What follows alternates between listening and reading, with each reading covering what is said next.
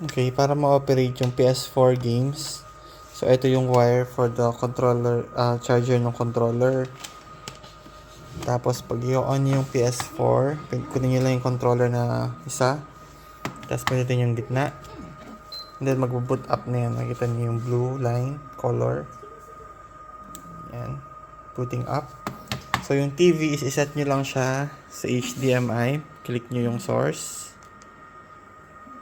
And then, select yung HDMI 1. Yan, para makita nyo yung pag-boot up ng PS4.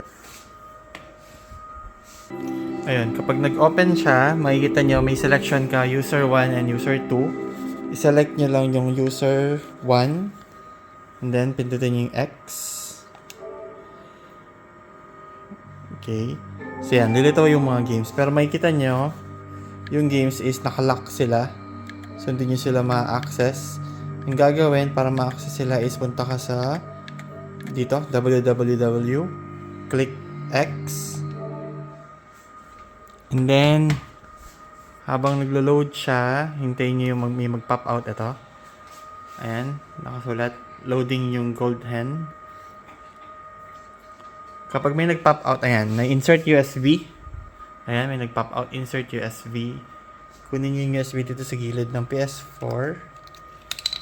And then, insert nyo lang siya. Tanggalin nyo muna yung charger port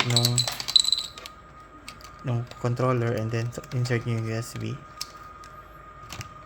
Ayan. Pagka-insert, balik kayo. Click nyo yung X. Okay. Ayan, done.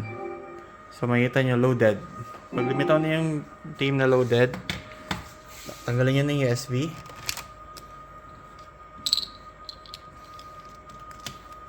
Okay, patabi na.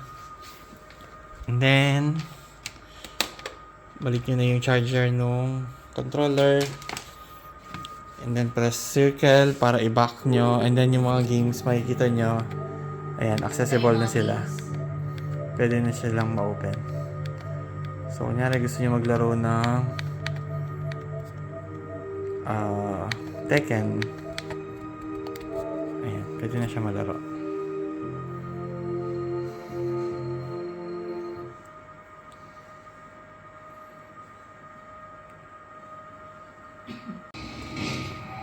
Ayan. So, pwede na kayong makapaglaro. Bali, gagawin nyo lang yan kapag na-shutdown ang PS4. Pero kung hindi siya sa-shutdown, hindi na kailangan ulitin yung procedure na yun. Every time masa-shutdown lang siya kasi magla-lock yung mga games. And kapag nakalock sila, gawin nyo lang ulit yung procedure na yun. So, kung hindi siya masa-shutdown, okay lang siya. Pwede na siyang gamitin. Kasi automatic na nakaload yung mga games.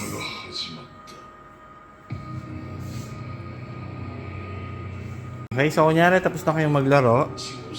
Gusto nyo nang ibalik or i-shutdown yung PS4. Pindutin nyo lang ulit yung gitna ng controller. Tapos dilitaw yun dyan. And then i-hold nyo lang siya. Hold. Tapos dilitaw dito is power.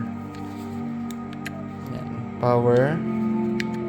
So, turn off PS4. Yan. Turn off na siya na. So, kung ibabalik nyo yung TV sa Google Play, is click nyo lang yung Google Play or click yung source. Tapos select yung home.